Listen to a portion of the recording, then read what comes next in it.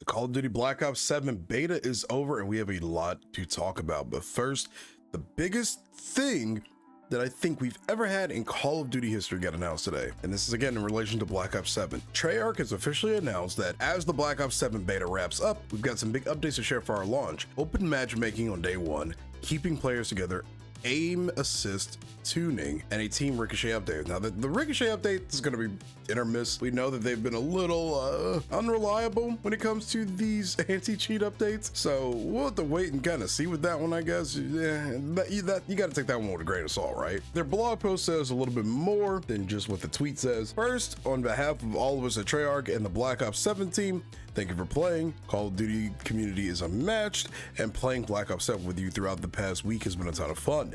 This beta has given us the opportunity to do new things, including the first ever debut of zombies in a Call of Duty beta, and rapidly test and implement player feedback. Now, I'm just going to tell you right now, this video that you are watching is going to be pretty much a positive review of Black Ops 7 because I enjoyed the beta for everything that it had to offer. I enjoyed the gameplay, I enjoyed the visuals, I enjoyed zombies. I had a blast with this beta, okay? And when they introduced the no skill-based matchmaking playlist and I realized I didn't have to sweat every single lobby, I had a great time. I'm also a big fan of futuristic games, futuristic Call of Duties, and before somebody tells me it looks like Black Ops 6, it's Call of Duty, it's always gonna look like Call of Duty, so I'm going into it not expecting it to look like Battlefield or Valorant. I'm going into it to expecting to play a Call of Duty, okay? Now the conversation around monetization and all that, that's a whole different story. There's a lot about that I do not agree with, but I play Call of Duty for the feeling that Call of Duty gives me. I play games like Battlefield for the feeling they give me. I play games like Counter-Strike for an entirely different feeling. I play video games for a variety of feelings. I don't expect them all to feel the same, okay? As we set our sights on launch, we've got some important plans we'd like to share. Matchmaking update. We know the big question on everybody's minds right now coming out of the beta is how will matchmaking work in Black Ops 7? At launch, open matchmaking with minimal skill consideration will be the default for Black Ops 7 multiplayer. Simply put, imagine the matchmaking experience of open mosh pit from the beta, but as a standard in Black Ops 7 on day one. This is why competition is healthy. This is why we need bigger competitors in the arcade-ish shooter space. This is why games like Battlefield 6's seeding are a great thing because it encourages studios and companies that have been very stagnant, very adamant about doing things their way, whatever generates them the most money, I guess. This is why it's important to have competition in the space because this wasn't happening a year ago. This was happening for the last 5 years. Now we've gotten a taste of a good, fun, shooter that people are going to enjoy in Battlefield 6, and suddenly I think all of the red alerts are playing and over at the Activision Studios heads. They are nervous, and this is good. It'll encourage them to do things that the fans have always wanted. Everybody was tired of skill-based matchmaking. Everybody was tired of cartoony monetization. Now we got to wait and see how that's going to turn out throughout the rest of the year of this game, but people were sick of a lot of things that the Call of Duty sphere was doing. Even I was. As a guy who enjoyed this beta, I'm not here again to talk negatively about it because I had a good time with it. I'm not paid. I just, I have my experiences that I want to share, but I was not a fan of what they were doing with Call of Duty as a whole. It's good that we have something in the space that is pushing them to do things that people have wanted, and the fact that it even took all this just to do what the fans have wanted is outrageous. Now I will say I'm not a fan of how Call of Duty has been handled by Activision. I don't think they've done a good job over the last 5-6 years. The studios, aside from Infinity War, Treyarch and Sledgehammer have done what they could, but they ultimately have to bow to what Activision says. Infinity Ward, they just do whatever and make the most unenjoyable Call of Duties of all time, at least recently. It may do with what we've been given over the last few years here and there. I enjoyed Cold War, I enjoyed MW3, had my fun with MW19 during lockdown. MW2 was the worst Call of Duty I've ever played in my life, and so was Vanguard. And I'm even gonna be real, I enjoyed Black Ops 6, but I think I was kind of ready to get out of the 90s setting. Generally, the only thing that bored me about BO6 had to have been the map selection was kind of eh. And then the setting. I'm very bored of World War II, 90s, and even the modern. So I'm kind of glad we're going back to the futuristic era of COD again, even if it's just a little bit. I actually enjoyed BO6 for the most part. It was just a setting that was just very boring to me. The game was just very safe and just, it was kind of, I didn't think it was bad. I didn't think it was the greatest. The monetization really was the one thing about it that I just did not like. Otherwise, it was okay. I gave it like a 6 or a 7 out of 10. It wasn't the worst thing ever. Getting back on track, let's continue on with their matchmaking update. Our team feels strongly about providing players with a more varied experience, and the beta proved to be a great opportunity to test this approach. We will be sharing more details as we get closer to launch. Now, it's funny that they say that they want to give a more varied experience. We've been asking for this for years, okay?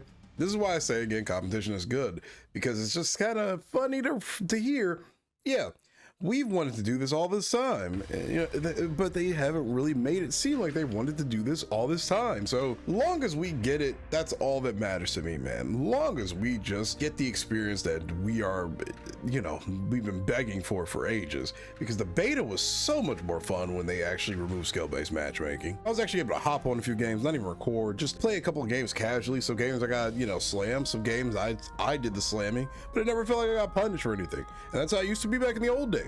No matter how much people want to argue about that, it's how it used to be, and that's what made Call of Duty fun. What about pub stompers? Look, there's always going to be that one player that's going to be absolutely cracked, but when you have to play, at least in my experience on Black Ops 6 full master prestiges, all going triple positive, while my team is getting triple slammed, triple negative the entire game, and it happens again and again and again, back to, it's like, dude, it doesn't feel fun to play whatsoever, okay? I'm not asking to slam noobs, but I just want it to be some kind of balance and ping related instead of this hidden like rank system or whatever. And then next they talk about aim assist briefly. We've also seen the discussions about rotational aim assist and community questions about how aim assist will be tuned across inputs in Black Ops 7. It's a priority of ours to have a fair and competitive balance across all input devices at launch, and we'll be sharing more changes coming to aim assist on controller ahead of launch.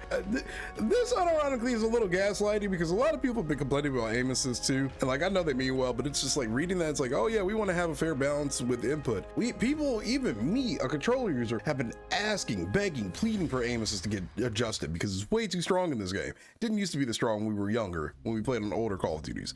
Now it's so good that people are quitting playing the game if they play keyboard and mouse primarily. Glad they're making the adjustment though. I mean, I do think aim assist needed some tuning down. Now for the anti-cheat stuff, I don't know how true any of this is, but they do say Team Ricochet has been detailing their progress throughout the beta. On day 1 of Black Ops 7 beta, 97.5% of matches were completely clean or cheaters. By day 5, that number rose to 98.8% of matches being cheater free. The team has more beta results and key learnings to share soon, including how we're unleashing our full suite of detection for the launch of BO7. I don't think they should really tell us anything about how they're going to do that, to be honest. I say that because why give these cheaters knowledge on what we're gonna be doing? Like, I know they're trying to really do it for more of a, a community hype up, to let people know like, hey, yeah, we're on it, we're gonna fix this. I do not think they should talk about it publicly to a degree. They gotta tread this one carefully, man. People are tired of the cheaters, and I think that they should just straight up not tell people exactly verbatim how they're handling cheating, because it just gives the hackers and cheaters more ideas, in my personal opinion. I'm gonna say this, I played the hell out of that beta. I didn't run across one single cheater, at least not one very obvious blatant cheater. I've seen plenty of obvious and blatant cheaters over my years of playing video games. I didn't run across a single one in this beta. Now that should be the standard. I'm not gonna really put that fully on COD. We've had some bad experiences with Ricochet. Cheating in the gaming space, especially on PC, has been bad across every single video game, from Valorant with the most intrusive anti-cheat of all time, to Counter-Strike, despite that being the greatest competitive esport game of all time, to pretty much any other shooter. X-Defiant had a bunch of cheaters. Fragpunk probably has cheaters. Delta Force isn't even played on PC anymore by most of the community because of the sheer volume of cheaters, at least last time I checked anyway. So cheating in the gaming space has gotten so bad, it's really hard for me to just say, oh yeah, this is just a Call of Duty issue. I've seen it everywhere. It is atrocious how bad cheating is across the board for pretty much everybody, man. So overall, that's pretty much everything related to the new updates with Call of Duty Black Ops 7, and I just want to give my brief opinions on the beta. We're not going to go into full detail about every single little thing, but I'm going to talk about the graphics, the gameplay, the sound design, and just the overall feel of the game, to be honest. Now, just to give a blanket statement, I gave this beta like an 8 or a 9 out of 10 once they added the SBMM or no SBMM playlist. I enjoyed it. There was nothing for me to dislike about it. The gunplay felt amazing. The movement felt fun and clean. The wall bouncing I actually think is pretty cool, but I am a diehard futuristic Call of Duty fan, so I grew up with the old games. Let me just clarify. I grew up with Black Ops 1, World at War, MW3. I didn't play MW2 in this round. I'm not gonna sit there and act like I did. I played pretty much every old school Call of Duty before we got to like the futuristic era and then whatever era we've got now. I'm gonna be 30 this year, so you know I'm old. I'm an older Call of Duty fan now, right? I enjoyed this beta. I had a lot of fun. The gameplay felt crisp. The guns were fun to play with. Some of them felt, in some cases, a little stronger than others, and some of their like sound design felt pretty blank. You know, I saw a comparison video between Black Ops 2 and this game, and some of the weapons that are coming into this game from BO2 and how their sound design has changed. And I do kind of miss when Call of Duty weapons had a more unique sound design to them. It wasn't anything that just kind of took me out of the experience. You know, I still had fun using all the weapons in this game. Even though people were trying to find some kind of meta in the beta, I stayed away from that. I was using that SCAR weapon. I don't remember what it's fully called off the top of my head because they don't have like any reoccurring names in here aside from the M8A1, which is the only reoccurring name in this entire game for some weird reason. A lot of these weapons are futuristic, so I don't know why they can't give them their BO2 names, because some of them are coming over from BO2. There was, for the most part, a weapon I didn't dislike aside from the like semi-auto shotty that you had to rotate the barrel a couple times for, which I guess is a homage to that one in BO2 whose name escapes me.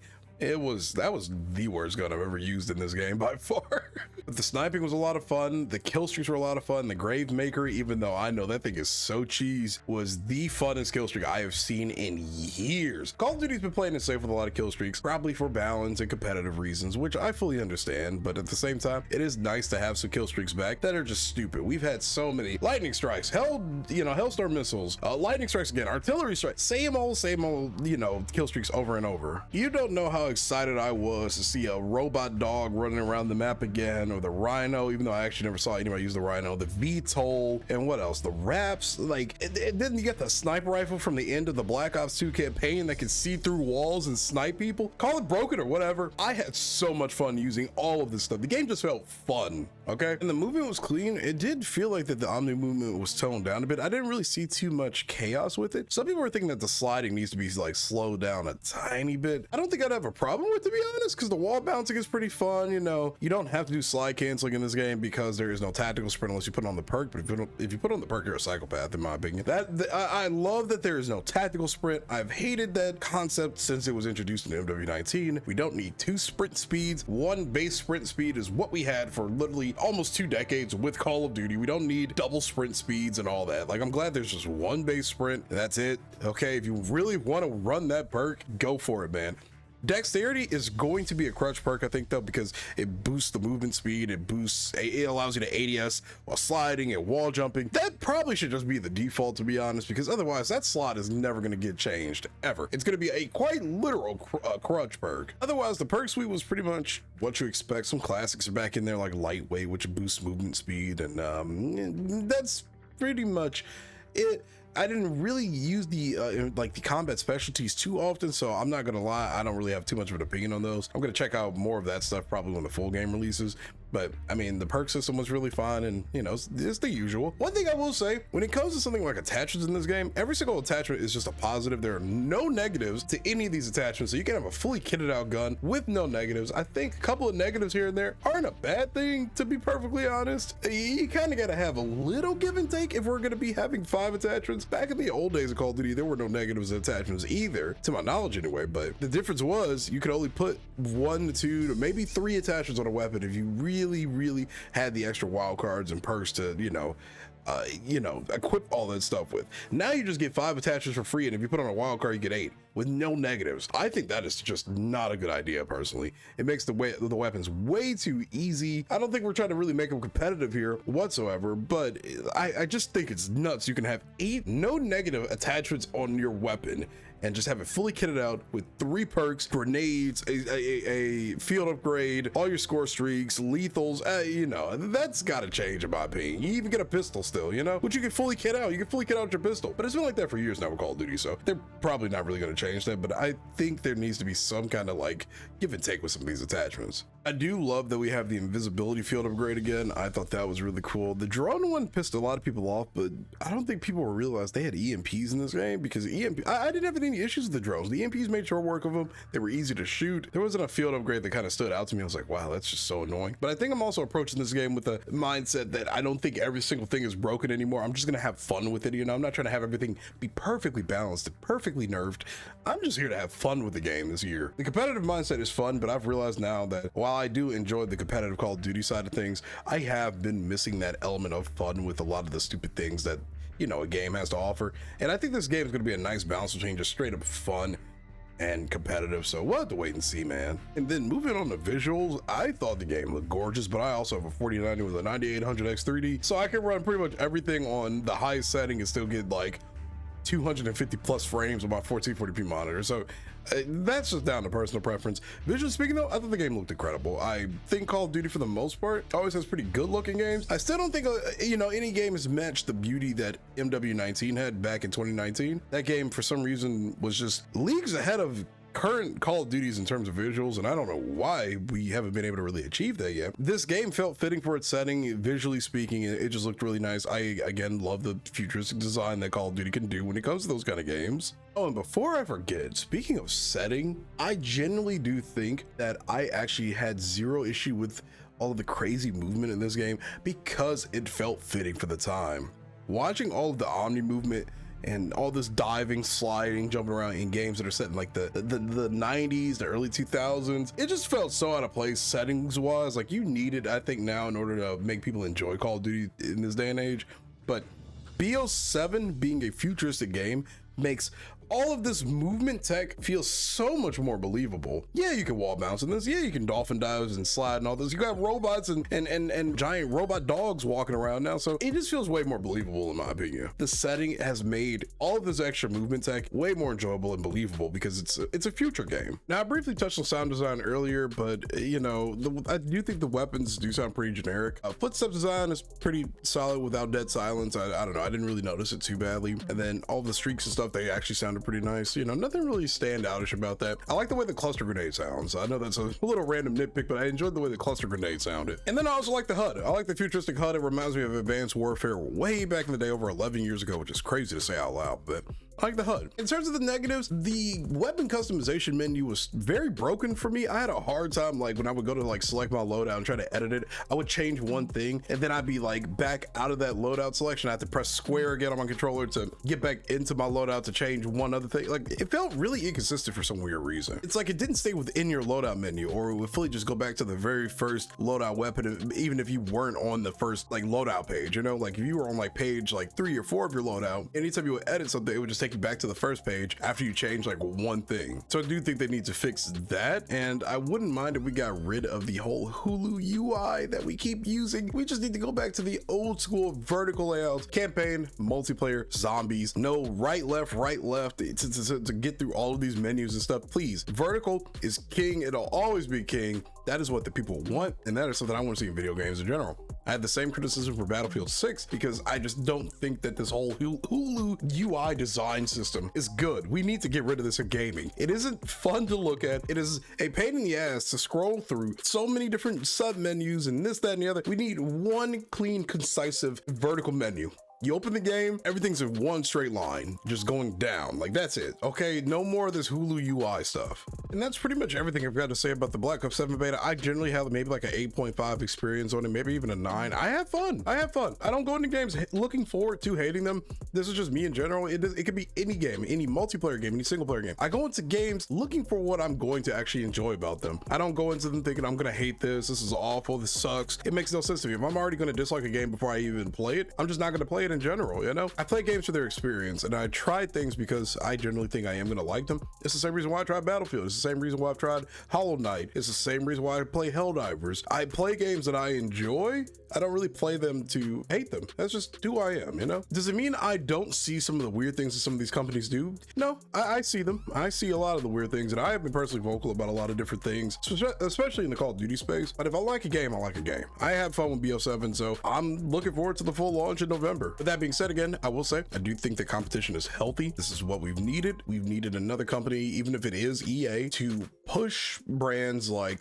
Call of Duty into doing things that players actually want them to do, you know? I look forward to seeing what whatever all comes with BO7. And yeah, I think the shooter space is going to be in a really good spot this year overall. There's going to be some fun options to play and a lot of variety. But thanks for watching. I know some of you probably came to this video expecting another hate watch of Call of Duty. Hey man, like I said, I do things differently over on this channel. You know, I like games, I'll play things that I enjoy, and we just kind of have fun over here, man. But anyway, this is your boy Jay with another Call of Duty video, whatever you want to call this review. I hope you enjoyed it. If you did, leave a like on the video, sub to the channel for more gaming content. As always, this is your boy Jay. I'll catch you later.